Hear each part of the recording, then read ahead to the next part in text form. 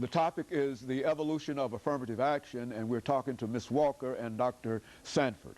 Dr. Sanford, let's have you over the last few minutes that we have during this final segment to talk about where you see affirmative action in terms of American society today. Well, thanks so much for the very important question. We are certainly at a crossroads with affirmative action. However, without any argument, there is still a strong need for this policy. We are when I say this crossroads, I mean that when you think in terms of how people are moving into placing people in very uncomfortable, hostile environments because of their misconceived notions about affirmative action to the point of a backlash. Many are talking in terms of there being reverse discrimination. Dr. Alan Johnson, in his book entitled Privilege, Power, and Difference, talks about if there's one particular position, 500 people trying to apply for it who are indeed qualified for it, and if there's one European American person that gets that position, say in a high-tech type of a situation, then everybody feels like, well, it's a qualified person, then it must be okay. But if an African American or a female gets that position, then you got 499 people feeling that they are reversed to discriminate against. And I think when we move on, we'll see how affirmative action is indeed a process that leads us into having a better working environment. The American Association of Higher Education, the American Council of Education, looks at this process as actually benefiting the majority group in much more of a powerful way than even the minority group at institutions of higher learning as well as in the workforce. As you know, in 2003, the Supreme Court had to make a decision, as did with Brown, as did with Presley, as did with the Dred Scott case, about affirmative action.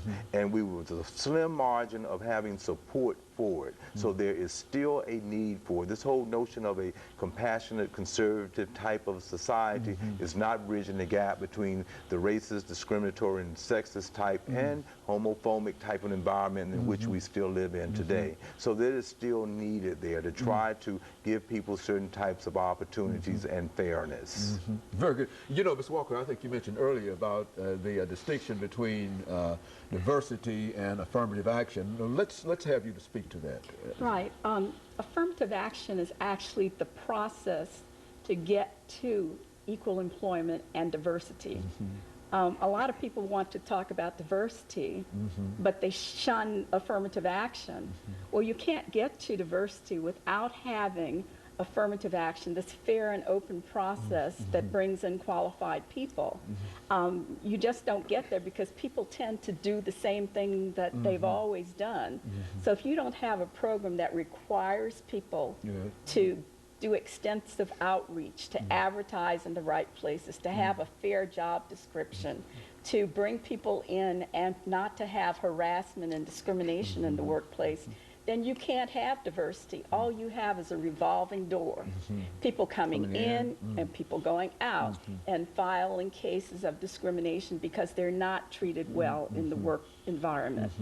So we have to understand that even with affirmative action, we don't get the kind of diversity that we should be getting at this time because people are still dealing with nepotism, bringing people, friends, families. I speak about the extensive form of nepotism. And also putting people in place because it looks good to the community. That is putting African Americans or Native Americans or whoever in place who are not qualified. I think the most egregious act that can be performed is to place anybody in a position for which they're not qualified. But historically, in nepotism, you'd place Uncle Joe's son in the company, and then there would be support for that person so that they would be trained to move up the ladder. Situation. But you put an African-American youngster in the mailroom, guess what? He stayed in the mailroom. He didn't get somebody to coach and to mentor. If you ask anyone in the higher echelons, you will find that they were mentored. And the fact is, that many of the protected groups, African Americans, Hispanics, women, do not get mentored. They do not get supported. In fact, what you find, if you get a person who's well qualified and very knowledgeable and very capable of doing the job, they become a threat. And they're seen as arrogant, or they're seen as being too aggressive. Persons of color always have to walk this real fine line. You know, are you too passive? Are you too aggressive? But if you're doing your job and you're doing it well, you can become a threat to those in power. And I might say that this whole issue about equal employment is not only about race and gender, it's about power. And we talk about a glass ceiling. African Americans and Hispanics and Native Americans feel that they have a concrete ceiling that we can't get through. They can't even see through it. So we're trying to get people into positions where they can make policy, because we find out if we get people of color in positions where they are able to make policy, the other groups get very upset, get very threatened, and they want that person out of place.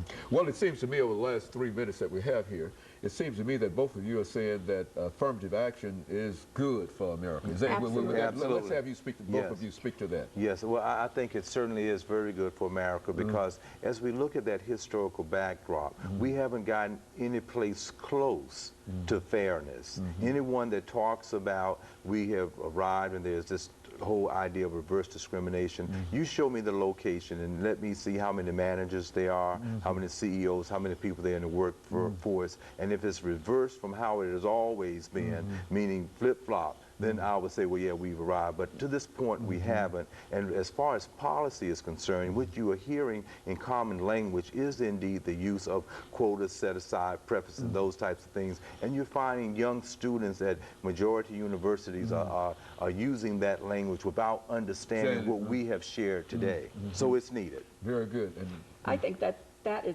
very crucial, that somehow our young people are being made to feel that affirmative action is a blemish on them.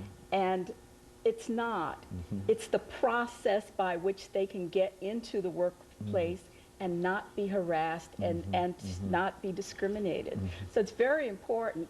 And you find people asking. I had a young person during my Christmas holidays who told me that she was told to write a paper on affirmative action without looking up anything about affirmative action. So how can you write about something if you don't know what the definition is? And you'll be surprised at how many things we deal with that we never define.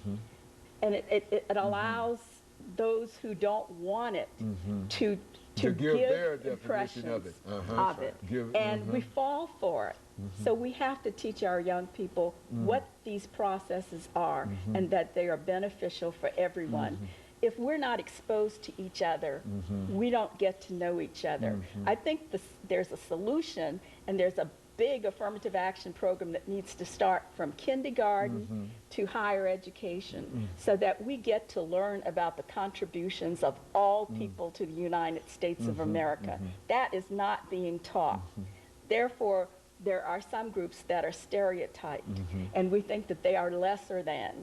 But we're all contributed to this great United States of America. I'm proud to be an American, but I'm not proud of the fact that our educational system has not provided to our young people the context in which they live, the truth about how the United States was formed and how we came to contribute and to be proud of those contributions. Very good. 30 seconds, and before we end the show today, any final statements, Dr.? Yeah, absolutely. I concur with Ms. Walker 100%. This is a need that we still need to continue to work on. It is through education and dialogue that we can reach some type of common ground. But we have to have true education, talking about the issues, not putting them under the rug and trying to placate it. We have to get them out there and talk about them. Very good. Let me thank you, Dr. Sanford, and you, Ms. Walker, for coming by and giving us that excellent information about affirmative action. I think that even some of the things that we've said will indicate that not only is there a need, but it would be certainly to the benefit of the country. And I thank you for that information. And let me encourage our audience to tune in again next week for another informative edition of Comments. Thank you and good morning.